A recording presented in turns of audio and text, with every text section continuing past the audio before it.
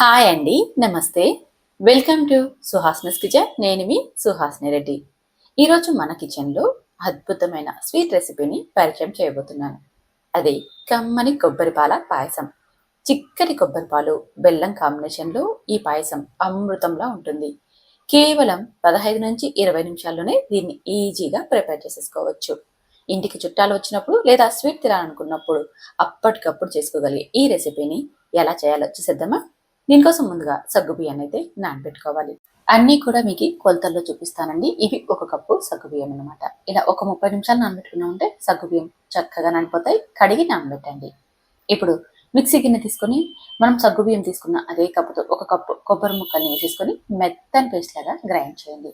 ఇలా గ్రైండ్ చేసుకున్నాక ఇప్పుడు ఇందులోకి అదే కప్పుతో వాటర్ని వేసేసుకొని ఇప్పుడు ఇదంతా మరొకసారి సాఫ్ట్గా అయ్యేంతవరకు గ్రైండ్ చేయండి. ఇలా గ్రైండ్ చేసుకున్న ఈ మిశ్రమాన్ని స్టెయినర్ సహాయంతో కానీ లేదా కాటన్ క్లాత్తో కానీ మనం వడగట్టుకోవాలి. అప్పుడు మనకి పాలు వస్తాయి. మరొకసారి మళ్ళీ గ్రైండ్ చేసుకోండి. మళ్ళీ 1 కప్పు వాటర్ వేసేసుకొని ఇలా 2 సార్లు గ్రైండ్ చేసుకున్నాం అనుకోండి, మనకి కొబ్బరి పాలు అయితే చిక్కటివి వచ్చేస్తాయి.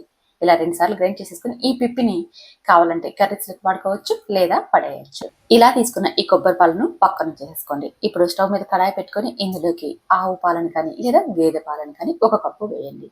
అలాగే 1 కప్పు నీళ్లు వేసుకోండి. మీకు ఈ ఆవు పాలు కానీ గేదె పాలు కానీ వద్దు అనుకుంటే 2 కప్పుల నీళ్ళని వేసేసుకొని ఇవి బాగా మరిగించుకోవాలి. అలా మరుగుతున్నప్పుడు ఇందులోకి సగ్గుబియ్యం వేసేసుకొని మధ్య మధ్యలో కలుపుతూ సగ్గుబియ్యాన్ని బాగా చక్కగా ఉడికించుకోవాలి. నేనైతే ఇక్కడ పాలను వాడుతున్నాను. మీరు కావాలంటే ఈ ప్లేస్లో వాటర్తో అయినా ఈ సగ్గుబియ్యాన్ని ఉడికించేసుకోవచ్చు. చూడండి, సగ్గుబియ్యం బాగా ఉడికిపోయాయి కదా. మనకు సగ్గుబియ్యం కూడా ట్రాన్స్పరెంట్గా అయిపోయాయి. ఇలా అయిపోయాయంటే సగ్గుబియ్యం చక్కగా ఉడికిపోయినట్టు. ఇప్పుడు ఇందులోకి మంటను పూర్తిగా లో ఫ్లేమ్లోకి టర్న్ చేసేసుకొని మనం తీసి పెట్టుకున్నాం కదా ఆ కొబ్బరి పాలను ఇందులోకి వేసేసుకోవాలి. ఇలా వేసేసి ఇదంతా బాగా కలిసేలాగా కలుపుతూ పాలు ఒక పొంగు వచ్చేదాకా చూడండి, అక్కడక్కడ బబుల్స్ వస్తున్నాయి కదా, ఇలా వస్తే సరిపోతుంది. మనం కొబ్బరి పాలు వేసాక ఎక్కువసేపు ఉడికించకూడదు. ఎక్కువసేపు ఉడికించామంటే ఆ కోకోనట్ ఫ్లేవర్ అస్సలు తెలియదు. ఇలా బబుల్స్ వచ్చేదాకా ఉడికించుకుంటే సరిపోతుంది. ఇప్పుడు స్టవ్ మీద నుంచి దించేసేసి ఇదంతా ఒక బౌల్లోకి వేయండి లేదా అలాగే అయినా చల్లారనివ్వండి. కాస్త గోరువెచ్చగా అయ్యేంత వరకు పక్కన ఉంచుకున్నామంటే సరిపోతుంది. ఇప్పుడు స్టవ్ మీద మరొక గిన్నె పెట్టుకొని అందులోకి 3/4 కప్పు దాకా బెల్లం తురుము అలాగే 1/4 కప్పు చక్కెరని వేయండి. అందులోకి మరొక 1/4 కప్పు నీళ్ళని వేసేసుకొని ఇదంతా మంటను మీడియం ఫ్లేమ్లో పెట్టి కరిగించండి. ఇలా కరుగుతున్నప్పుడే ఇందులోకి ఒక 5-6 ఇలాచీని దంచి వేసేసుకోండి. ఈ బెల్లాన్ని బాగా కరిగించేసేసుకోవాలి. చూడండి, ఇలా కరిగించుకున్న ఈ బెల్లాన్ని స్టవ్ మీద నుంచి దించి మనం ముందుగానే చేసి పెట్టుకున్న ఈ కొబ్బరి పాల పాయసంలోకి వడగట్టుకోవాలి. ఇలా కొద్దిగా పాయసం చల్లారాక బెల్లం వేసేసుకున్నామంటే పాలు విరిగిపోకుండా ఉంటాయి.